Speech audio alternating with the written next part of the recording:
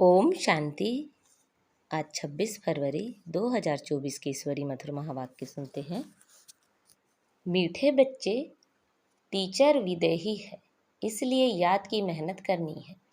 याद करते करते जब इम्तिहान पूरा होगा तब घर चले जाएंगे।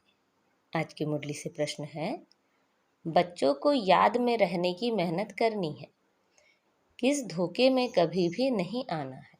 उत्तर है, आत्मा का साक्षात्कार हुआ, झिलमिल देखी, इससे कोई फायदा नहीं।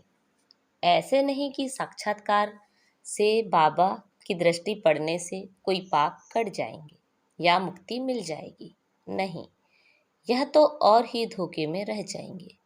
याद की मेहनत करो, मेहनत से ही कर्मातीत अवस्था होगी। ऐसे नहीं बाबा दृष्टि देंगे तो तुम पावन बन जाएंगे। मेहनत करनी है। ओम शांति। रूहानी बाप बैठ रूहानी बच्चों को समझाते हैं, पढ़ाते हैं, योग सिखलाते हैं। योग की कोई बड़ी बात नहीं है। जैसे बच्चे पढ़ते हैं तो योग जरूर टीचर से रहता है कि हमको फलाना टीचर पढ़ाते हैं। आप समान बनाने के लिए एम ऑब्जेक्ट तो रहती है।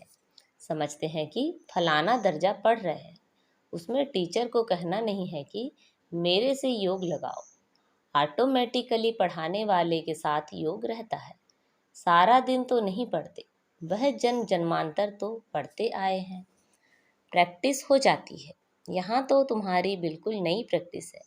यह देहधारी टीचर नहीं है, यह है विदेही टीचर जो हर 5000 वर्ष के बाद तुमको मिलता है। खुद कहते हैं, मैं तुम्हारा देहधारी टीचर नहीं हूँ, इसलिए ये याद ठहरती नहीं है। अपने को आत्मा समझना पड़े कि हमको परम पिता परमात्मा टीचर पढ़ा रहे हैं। टीचर को याद जरूर करना है जब तक इम्तिहान पास हो। याद करते करते इम्तिहान पास हो जाएगा, फिर चले जाएंगे घर। इम्तिहान पूरा होते ही ड्रामा फिनिश हो जाता है। फिर तुम बच्चों को मालूम है कि हमारी आत्मा में पाठ भरा हुआ है 84 जन्मों का, जो हमको बजाना है। यह भी अभी मालूम है, पीछे वहाँ यह याद नहीं रहेगा। यहाँ तुमको सारी नॉलेज मिलती है। टीचर ही बैठ सारी नॉलेज बच्चों को समझाते हैं, जो समझते रहना है और याद में भी जरूर रहना है। घड़ी घड़ी बाप कहते हैं, मन मनाभव। मन मनाभव का अर्थ भी है। बच्चे समझते हैं अक्षर राइट है। बाप खुद कहते हैं, मुझे याद करो तो विकर्म विनाश होंगे। इसमें टाइम तो लगता है, अपनी जांच करनी है। जैसे पढ़ाई में और सब्जेक्ट होती है, हिस्ट्री, हिसाब किताब, साइंस आदि। स्टूडेंट समझते हैं हम कहाँ तक पास होंगे। तुम बच्चों की बुद्धि में है कि हम इतने इतने मार्क्स से पास होंगे। अपने को देखना चाहिए कि हम बाबा को भूल तो नहीं जाते हैं। बहुत लिखते हैं बाबा, माया घड़ी घड़ी भुला देती है।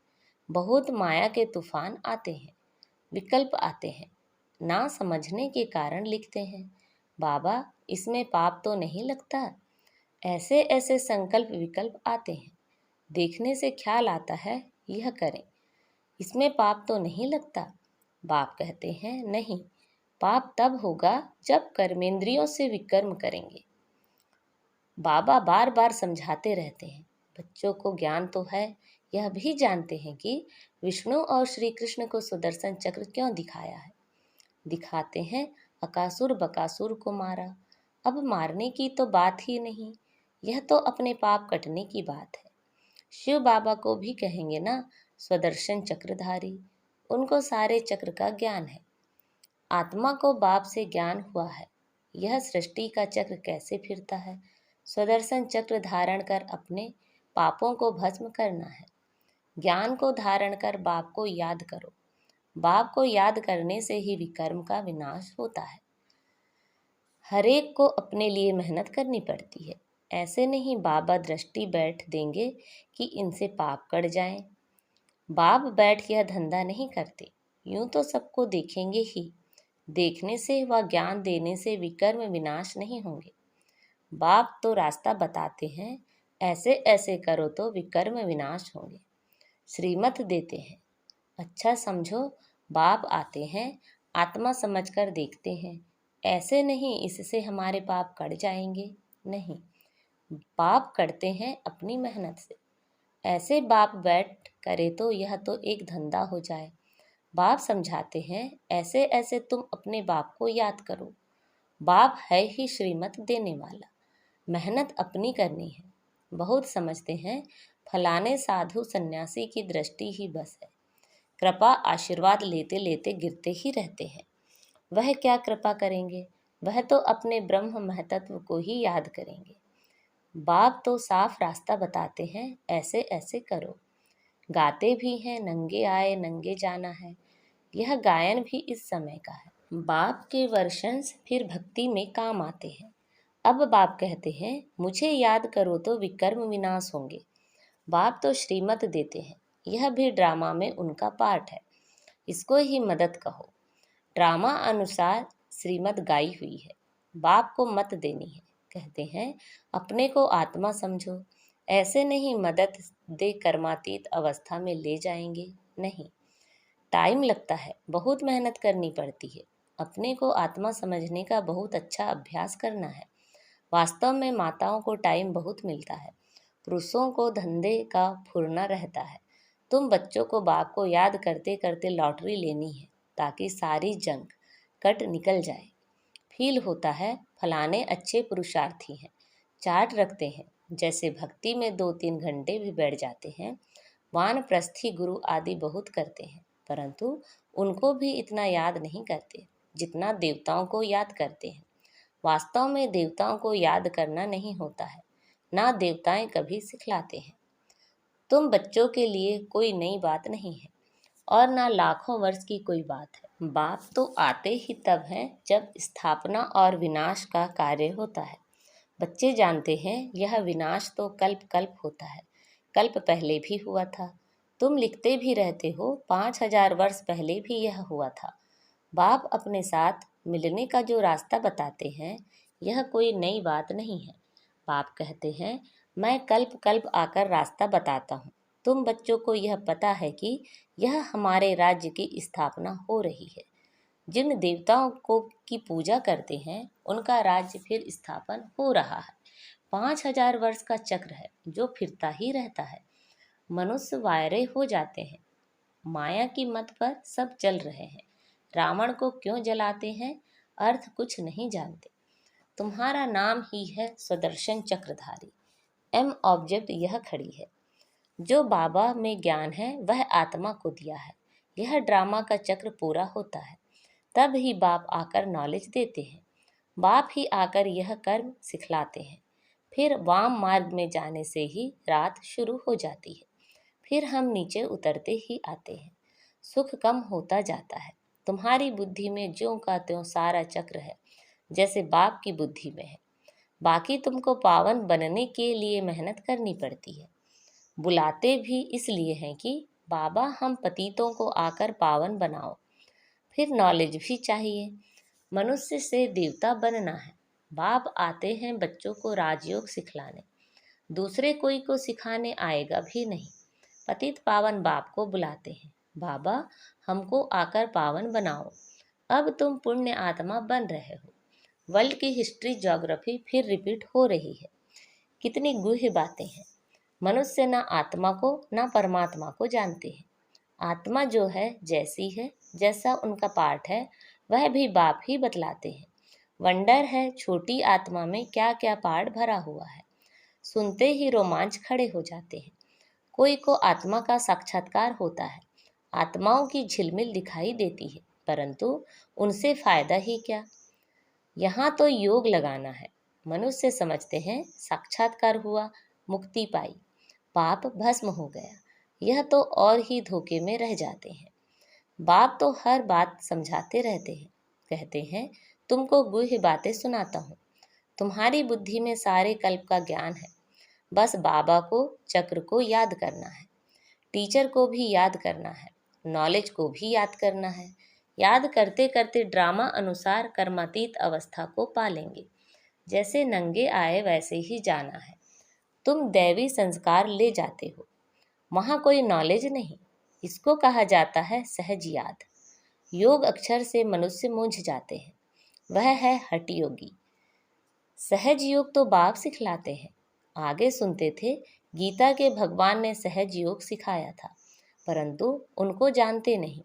100% मिसअंडरस्टैंड कर दी, जिससे मनुष्य पतित बन पड़े हैं। अनेक मतें हैं। जो गृहस्थ व्यवहार में रहते हैं, उन्हों के लिए ही यह गीता शास्त्र है। तुम हो प्रवृत्ति मार्ग वाले।